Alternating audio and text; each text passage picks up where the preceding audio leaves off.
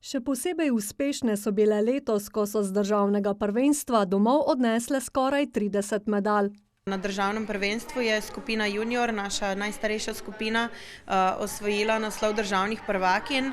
Tako da to je prvič jim uspelo v tej kategoriji in smo res ponosni na njih.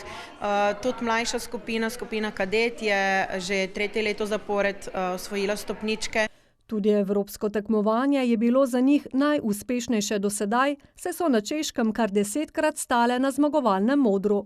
Punce res se pripravljajo na treningih, ni to kar tako, da se malo dobimo pa malo zaplešemo, ampak je potrebno in fizična priprava in da so plesi usklajeni in potem še tehnični del, da pač palce se lovijo in da ne padajo oziroma čim manj padajo po tleh.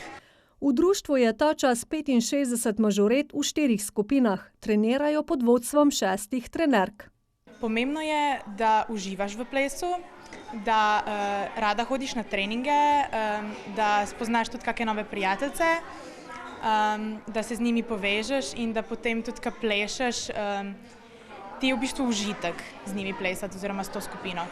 In več kot očitno dekleta uživajo, pri tem pa navdušujejo občinstvo. Tudi novomeškega župana, ki jih je ob njihovih uspehih sprejel na Rotovžu. Novomeške mažorete ponesejo ime novega mesta po številnih krajih, tako po naši državi kot širšem mednarodnem okolju in seveda to na nek način so s tem ambasadorke nas zelo dobro predstavljajo. Ob tem jim je zaželel uspehe tudi v prihodnje.